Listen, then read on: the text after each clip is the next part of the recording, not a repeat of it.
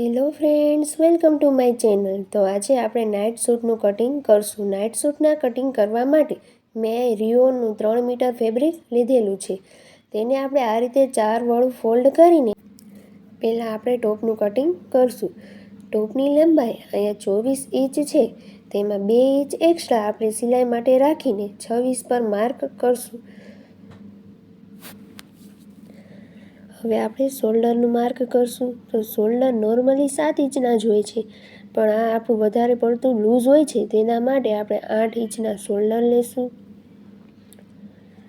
8 ઇંચનો જ આપણે અહીંયા બાયગાળો પણ લેશું.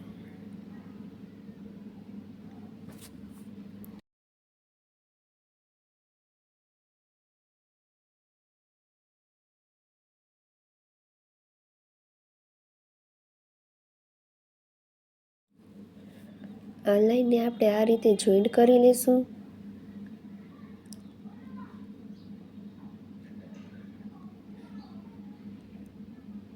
હવે આપણે કમરનું મેજરમેન્ટ અહીંયા આપણે 14.5 ઇંચ પર કરશું. તે લાઈનને પણ આપણે આ રીતે દોરી લેશું.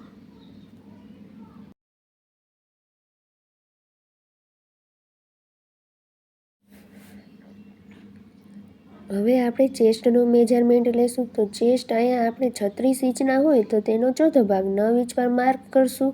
પછી 2 ઇંચ એક્સ્ટ્રા લૂઝિંગ માટે એટલે 11 ઇંચ પર પણ આ રીતે માર્ક કરશું. હવે કમરનો ચોથો ભાગ, કમર 32 ઇંચની હોય તો તેનો ચોથો ભાગ 8 ઇંચ પ્લસ 2 ઇંચ લૂઝિંગ માટે એટલે 10 ઇંચ પર આપણે આ રીતે માર્ક કરી લેશું. હવે હિપ સાઇઝ આપણે અહીંયા ફૂલ 12 ઇંચ પર જ રાખશું. આપણું ફૂલ કાપડ જ રાખી દઈશું. હવે આપણે બાયગાળાનો શેપ આપી દઈશું. 1.5 ઇંચ પર આ રીતે માર્ક કરી આપણે ત્યાં રાઉન્ડ શેપ આપી દઈશું.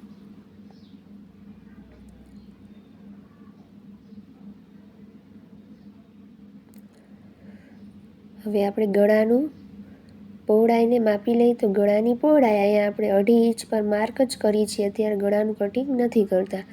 આપણે શોલ્ડર ડાઉન કરવા માટે પહેલાં ગળાને પહોળાઈ લઈ લેવાની છે. પછી શોલ્ડરેથી 1 ઇંચ ડાઉન કરીને આ લીટીને જોઈન્ટ કરી દેવાની છે.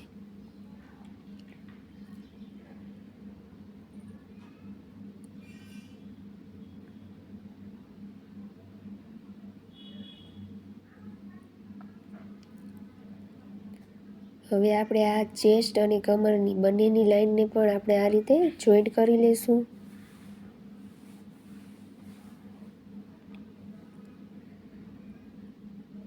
હિપ લાઈન સુધી આપણે આ રીતે લાઈન દોરી લઈશું.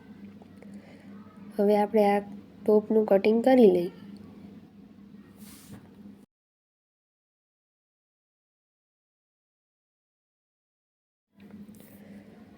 આપણા ટોપનું કટિંગ થઈ ગયું છે. હવે આપણે બંનેમાં ગળાનું કટિંગ કરી લઈએ. ગળાની પહોળાઈ આપણે 2.5 ઇંચ પર આ રીતે માર્ક કરી અને લંબાઈ આપણે 3 ઇંચ પર આ રીતે માર્ક કરી લેશું. આ રીતે આપણે બોક્સ દોરી લેશું. હવે આપણે આમાં રાઉન્ડ શેપ આપી દઈશું. હવે આપણે ટોપમાં આગળના ભાગમાં ડિઝાઇન કરવા માટે હું 8 ઇંચ પર આ રીતે માર્ક કરું છું. હવે આપણે ગળાનું કટિંગ કરી લેશું. હવે આ રીતે આપણે 8 ઇંચ સુધી આપણે આ રીતે સીધું જ કટિંગ કરી લેશું.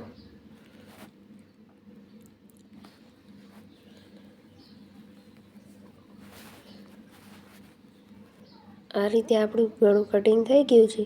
અહીંયા આપણે ફરતે કોલર આવશે અને અહીંયા આપણે પટ્ટી આવશે.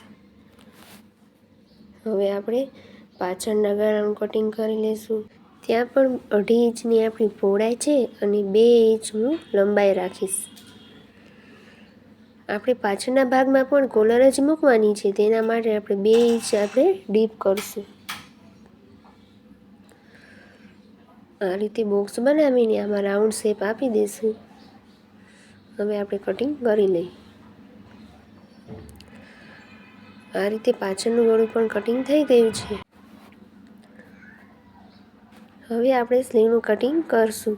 મેં આ રીતે 4 વળું કાપડને ફોલ્ડ કરી લીધું છે હવે આપણે સ્લીવની લંબાઈને માપશું. તો સ્લીવની લંબાઈ મારે અહીં 9 ઇંચ છે. 2 ઇંચ આપણે સિલાઈ માટે એક્સ્ટ્રા રાખીને 11 ઇંચનું આપણે કાપડ લીધું છે. 9 ઇંચની આપણે પહોળાઈ લેશું. આ રીતે 9 ઇંચ પર માર્ક કરીને હવે ઉપરથી આપણે 3 ઇંચ નીચે આવવાનું છે અને 2 ઇંચ અંદરની સાઈડે આપણે માર્ક કરી લેશું. હવે આપણે સ્લીવનો શેપ આપી દઈશું.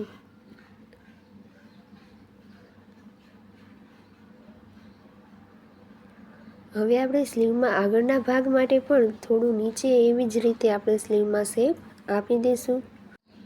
પહેલાં આપણે ઉપરનો લીટાનું જ કટિંગ કરશું. હવે આપણે બોટમ લઈએ તો બોટમ હું અહીંયા 7.5 ઇંચ પર માર્ક કરું છું. હવે આપણે આ લાઈનને જોઈન્ટ કરી લઈશું.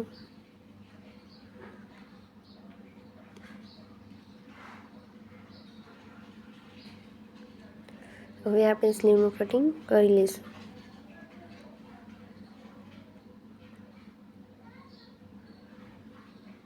હવે આપણે આ રીતે સ્લીવમાં ઉપરના 2 ભાગને આ રીતે લઈ આપણે આગળના ભાગ માટે શેપ આપી દઈશું. આપણી સ્લીવનું કટિંગ થઈ ગયું છે. હવે આપણે પ્લાઝાનું કે પેન્ટનું કટિંગ કરશું. તો તેના માટે મેં 4 વડું કાપડને ફોલ્ડ કરી લીધું છે. હવે આપણે પહેલાં ઉપર બેલ્ટ નાખવા માટે 2 ઇંચ પર માર્ક કરશું અને સીધી લાઈન દોરી લઈશું.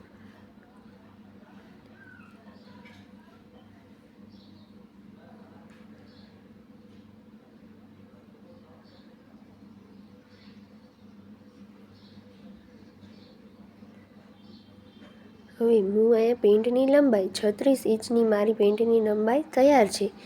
તેમાં 2 ઇંચ એક્સ્ટ્રા આપણે નીચેની પટ્ટી વાળવા માટે રાખીશું. પહેલાં આપણે 36 ઇંચ ઉપર આપણે આ રીતે માર્ક કરી લઈશું. પછી 2 ઇંચ આપણે વધારે 38 ઇંચ ઉપર પણ આપણે આ રીતે માર્ક કરી લઈશું. હવે અહીંયા સીધી લાઈન દોરી લઈશું.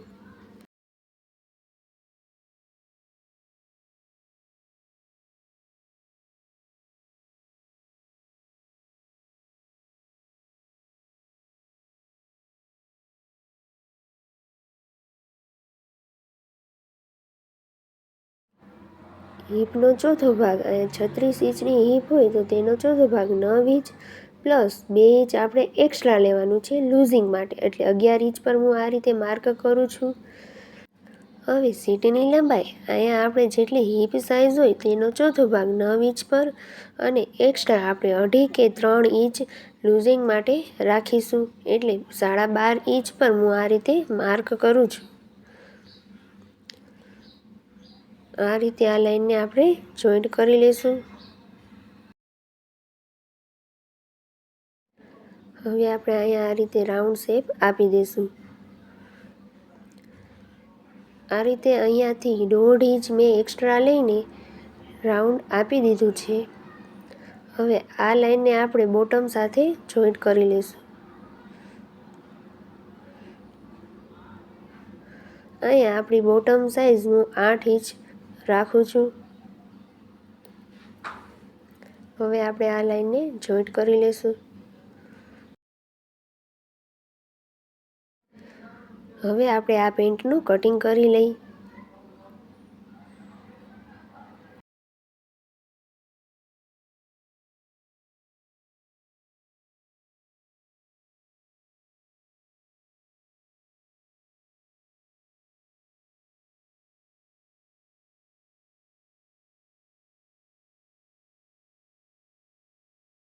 પેન્ટનું કટિંગ થઈ ગયું છે. ઉપર હવે આ રીતે આપણે બેલ્ટ નાખી 2 ઇંચની પટ્ટીને વાળી દઈશું અને નીચે પણ આ રીતે પટ્ટીને વાળી દઈશું. હવે આપણા નાઇટ સૂટનું કટિંગ થઈ ગયું છે. નેક્સ્ટ વિડીયોમાં આપણે આની સિલાઈ કેમ થાય તે પણ જોશું. જો તમને મારો આ વિડીયો ગમ્યો હોય તો લાઈક અને સબસ્ક્રાઈબ જરૂર કરજો. Thank you for watching.